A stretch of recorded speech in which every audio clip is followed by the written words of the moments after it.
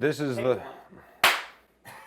All right, today guys, we bring you the Zastava M70 ZPAP. It's my first AK and I've been loving it. This is the latest and greatest from the Zastava factory in Serbia, formerly part of Yugoslavia, where they have been producing the M70 in one form or another since, coincidentally, 1970. After years of dealing with one particularly infamous importer screwing up a great many of the previous iterations of the PAP series, and thusly earning their rifles a mixed reputation, Zastava decided at some point a few years ago to set up shop here in the US so that they could finish out the imported rifles themselves and hopefully avoid such major quality control issues. Arbitrary firearm import laws ensure that the rifles cannot be legally imported into the US in a finished state, and require the rifles to include various American-made parts, as well as some finishing work on the receiver. Generally speaking, these rifles have enjoyed a warm reception, and it seems the previous quality control problems have mostly gone away since making the import process more in-house. Zastava has also done a pretty bang-up job of listening to their American customers. For example, they started including retainer plates instead of the infamous shepherd's hook that the first ZPAPs had. And they've been rolling out a bunch of different accessories over the last few months, including M-lock handguards, triangle stocks,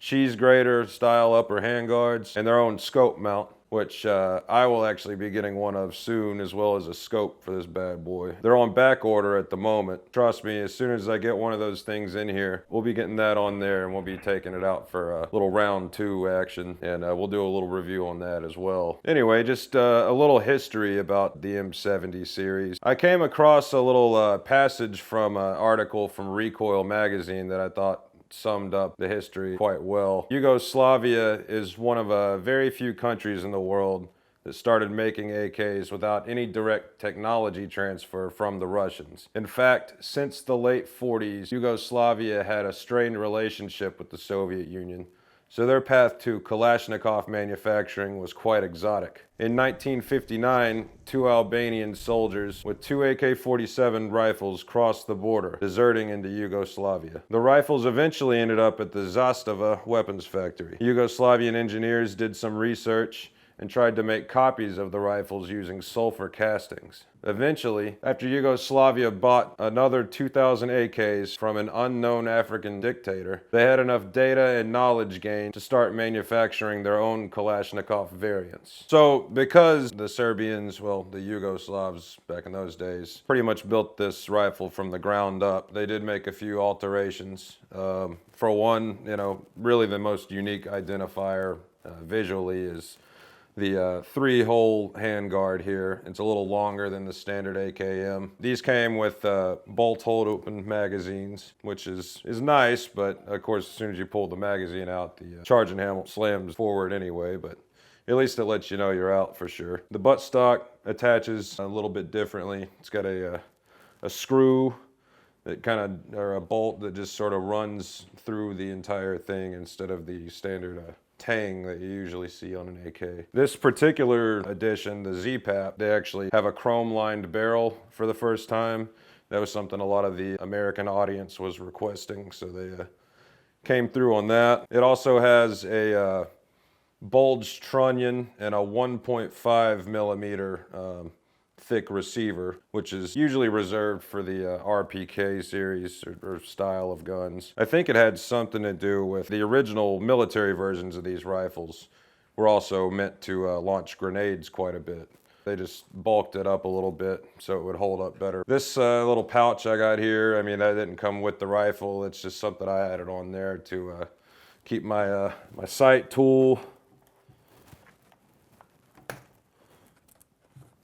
You need that if you're gonna adjust your sights on this or an SKS. Other than that, it's pretty much standard AKM. The ZPAPM70.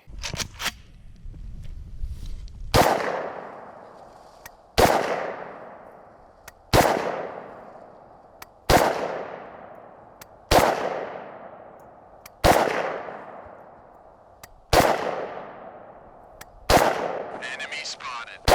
You will never get this. Yeah. You'll get this. And I just devastated them.